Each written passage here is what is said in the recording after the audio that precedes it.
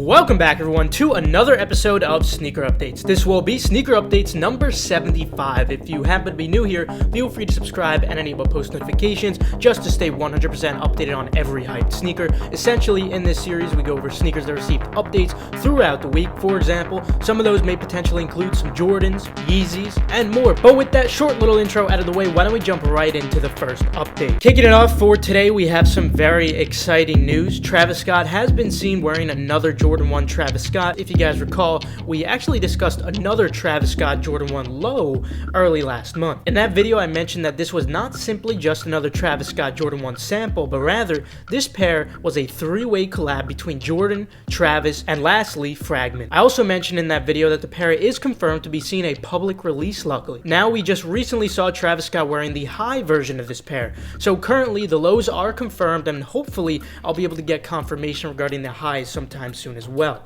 Of course, subscribe and enable post notifications just to stay 100% updated on that and how to cop them. The lows should be releasing in late spring to early summer, and I'd imagine that the highs would hypothetically be around that time. I don't think this needs to be said, but of course, expect all pairs of the low or high to be extremely profitable with an incredible margin. Moving on, we got our very first look at the Jordan 3 Maniere collab. Prior Maniere collabs have not been the most hyped, unfortunately. The Air Force 1 High, for example, didn't do too amazing. However, I do believe that these threes do have pretty decent potential for good profit with a decent margin. Nothing too notable though. These are dropping this spring for $200. Then we got official images for the Jordan 4 White Oreo. This is essentially the opposite of what we're used to seeing on the original Jordan 4 Oreo. These will be dropping on May 29th for $190. I don't have very good expectations for these, but they do still have lunch money potential, primarily for people who don't have tax in their state.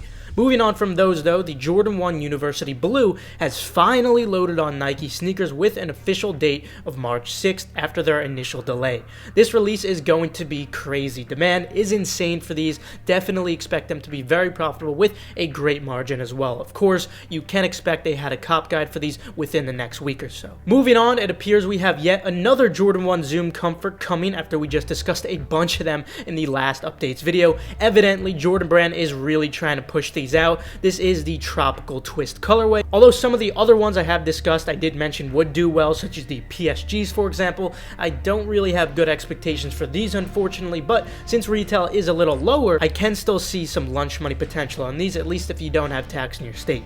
These are expected to drop this spring for $140. Then on March 4th, the Jordan 4 White Cement will be releasing, not the normal one unfortunately, but rather the golf pair. Sadly, the retail is pretty high for these at $220, but I can still see some lunch money potential on the very large sizes regardless. More importantly, I do believe these have very, very good long-term potential. In fact, I'll likely even be making a full video regarding these just because of that. With Jordans out of the way though, let's move on to Yeezy. First of all, what's going on with the Yeezy 700 V3 Kyanite? We already saw some raffles for these with release dates as the 20th today. However, they did also load on multiple other sites that normally would have dropped as a first come first serve release, one of which being Soulbox. Most importantly, Yeezy Supply never dropped these as well. Yesterday, everyone was speculating that these would shock drop, but this never did occur. It's very likely we'll see these other sites, including Yeezy Supply, to be releasing sometime in the near future, so I wouldn't say that this release is over just yet, but again,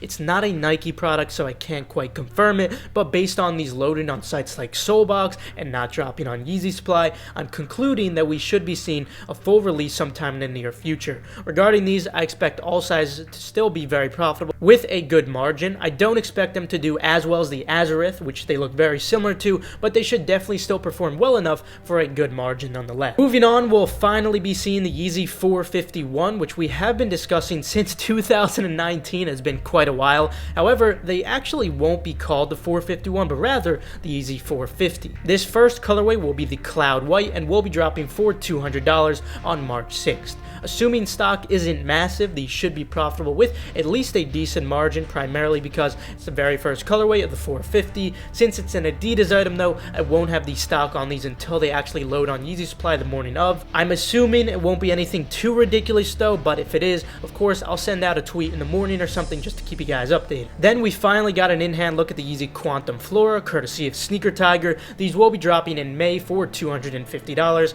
Just like all recent Quantum releases, I do not have good expectations for these as of now, primarily just a personal pair. Moving on, we finally have an exact release date for the Yeezy 350 Ash Blue and Stone. These will be dropping on February 27th for $220 each. Furthermore, the Ash Stone will be exclusive to Europe and Asia only, while the Ash Blue pair will be exclusive to the Americas, India, and Middle East. Even with that said, I don't think these will be amazing in terms of resale, but it certainly does leave me a little more open mind leading up to this drop. As of now, I'm still expecting lunch money on sizes under 8 and only lunch for large sizes if you have no tax in your state. Then we finally got an in-hand look at the Yeezy 350 Ash Pearl, which will be dropping in March for $220. Same situation for these in terms of resale. I'm not expecting anything too notable. With Yeezys out of the way though, let's move on to some miscellaneous sneakers. Kicking it off, we have some very interesting sneakers to say the least. The Dunk Low Flip D Old School will be releasing this spring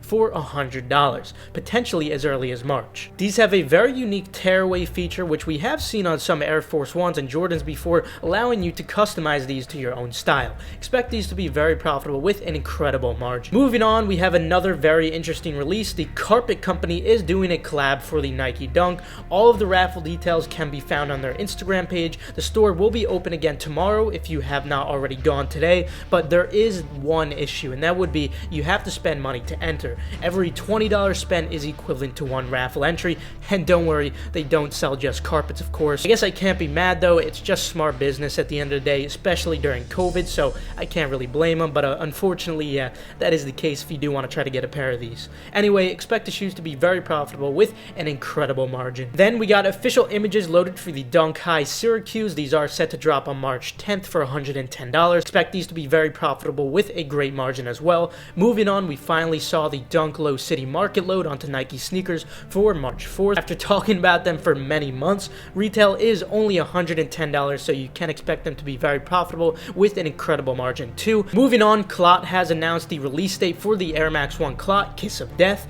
As we have discussed in the last week, this pair first released 15 years ago and is coming back with incredible details. Expect all sizes to be very profitable with a great margin, but larger sizes will perform the best since they are an Air Max 1. I'm a huge fan of the detail that went into this pair from the outsole all the way to the insoles. Let me know what you guys think about these pairs. Moving on, unfortunately, the Kobe 6 All-Star has been delayed, but luckily it is only delayed to March 8th, making March just that much more insane in terms of releases.